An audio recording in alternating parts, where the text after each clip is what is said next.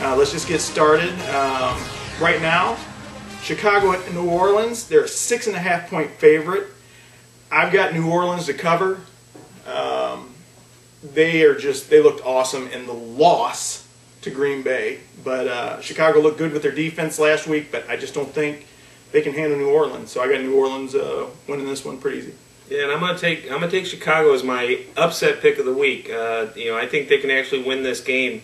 They surprised me last week with how well they played against Atlanta.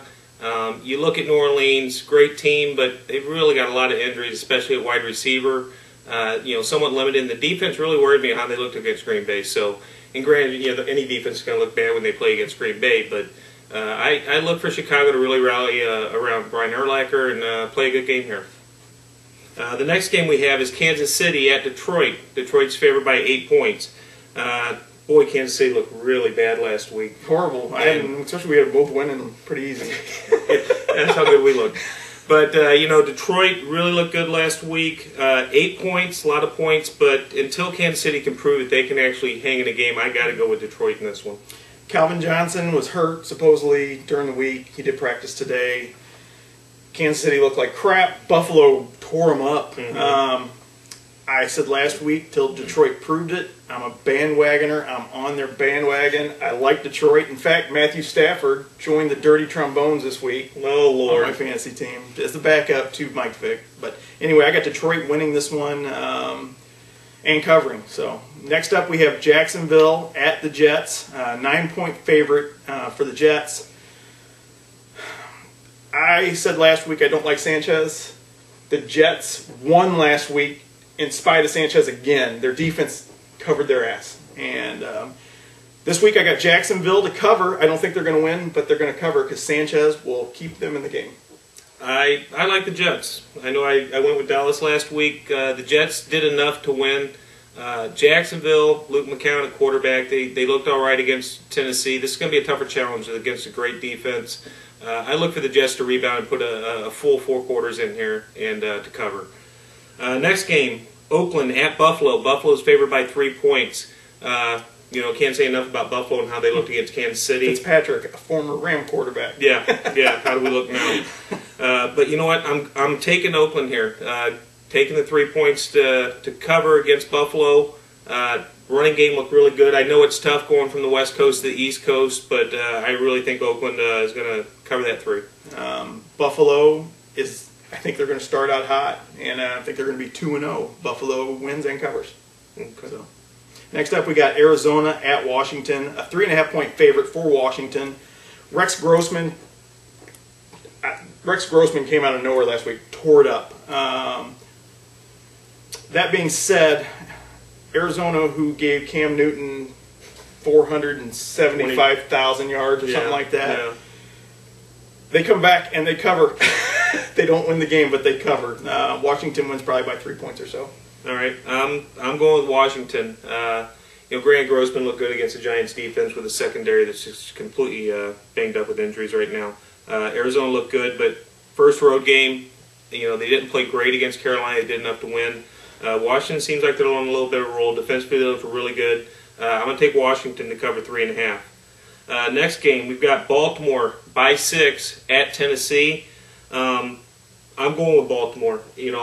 Tennessee didn't look good against Jacksonville. Chris Johnson, it's going to take a couple of weeks for him to get into playing shape. Without him, I just don't see them covering against Baltimore. Chris Johnson, you wanted your money, you got your money, you should have showed up in shape. I'd be totally pissed if I was a Tennessee fan. Baltimore kills them. Their defense just tore up Pittsburgh.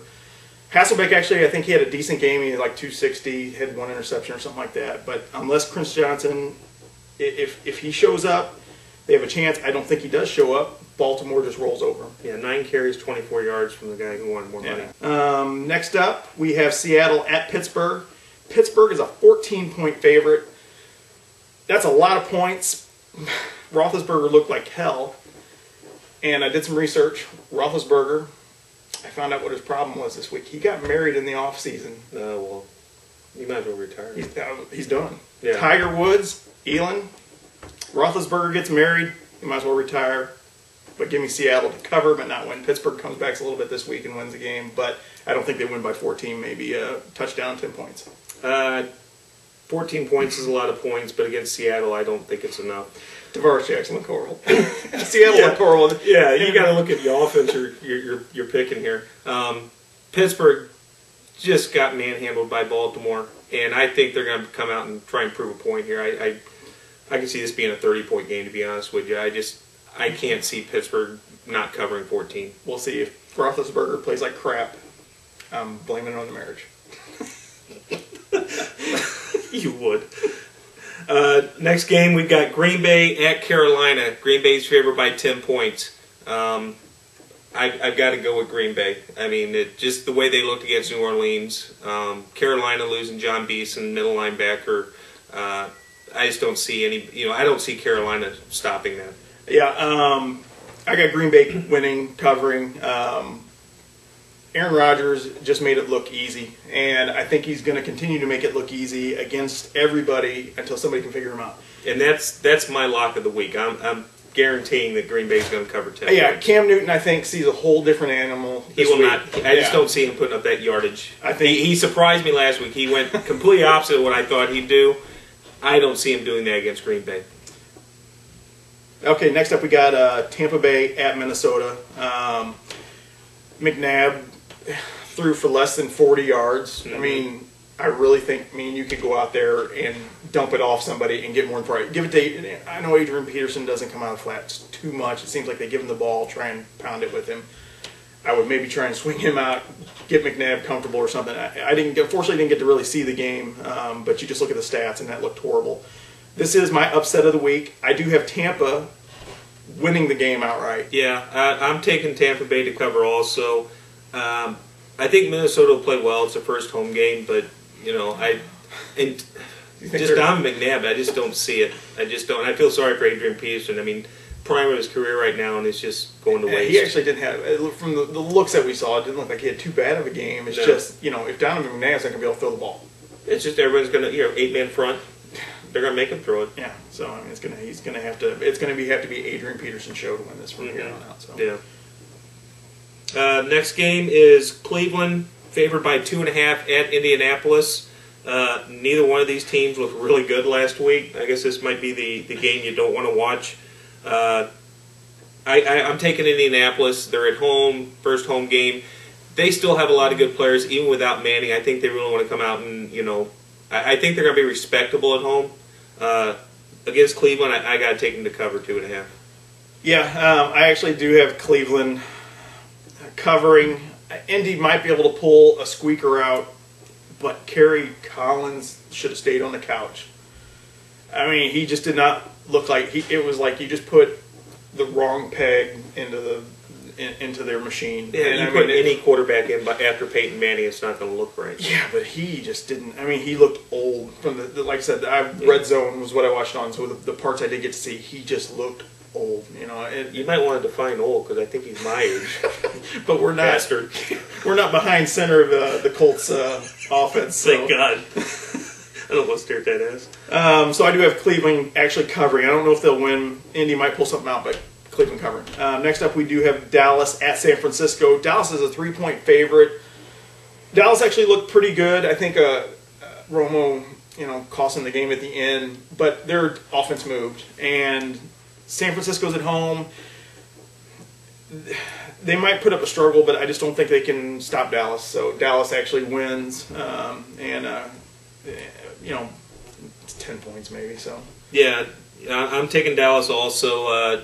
San Francisco didn't look bad last week, but they're playing Seattle, and I just don't think they're much of a team right now. Dallas, on the other hand, at the Jets, played really well. Yeah. If Romo could ever get out of his own way, this team could actually vie for a title. It's just he's going to put up great numbers, but it comes down to crunch. He just seems to make that one or two mistakes that cost him every time.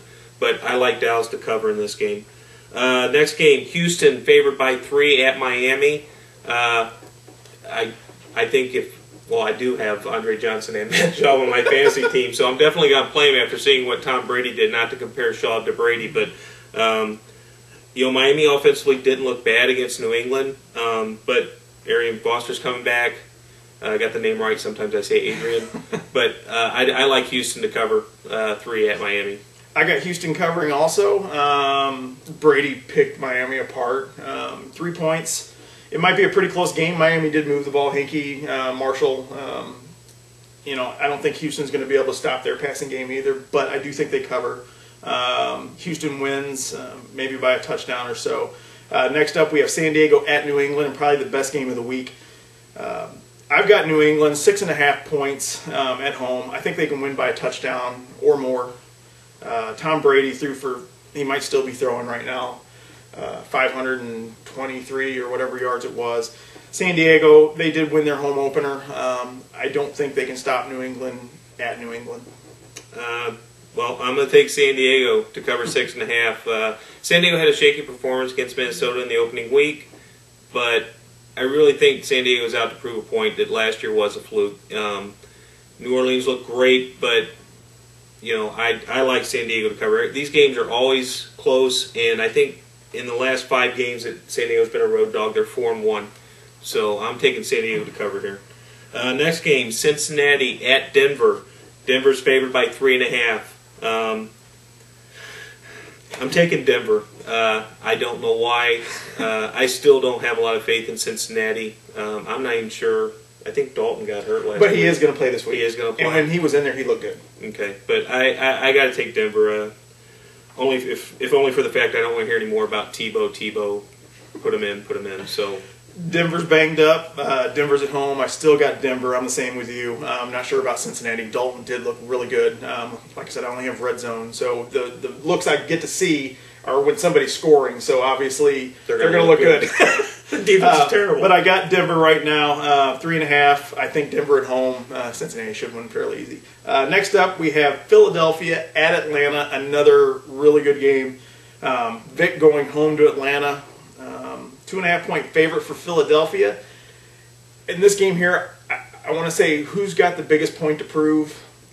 Is it Atlanta for having Vic and going to show them we don't need you, or is it Vic saying, I was wrong, but you guys just turned your backs on me? I think Vic's got more to prove. I think he wins, and I think he's just going to tear it up for the dirty trombones this week.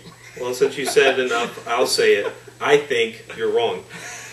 I like Atlanta in this game. I think you're going to see a heavy dose of Michael Turner. I think if Steven Jackson would have been healthy last week, it would have been a closer game. You saw, even with backup Cadillac Williams, St. Louis was able to run the ball all over Philadelphia. I think they had like 169 yards, averaged 6.3 yards a carry. If St. Louis can do that, just think what Atlanta can do. I like Atlanta to cover 2.5 at home. They've got to prove a point after last week. It was a terrible loss. They didn't even look ready to play. I see them coming out and making a point here. Yeah. One thing with that, Matty Ice, his last 2, or his regular season game, going back to the postseason game, 5 interceptions, 1 touchdown. So I don't know what's going on there, but we'll see. And our last game, the one near and dear to our hearts, or at least mine, I know. St. Louis Rams at New York Giants. Giants are favored by 6. I think they should probably play this in a hospital parking lot with all the injuries they have. By both teams. Tough one to call here. I think if the teams were healthy, I would probably take the Giants. But I'm taking the Giants anyways.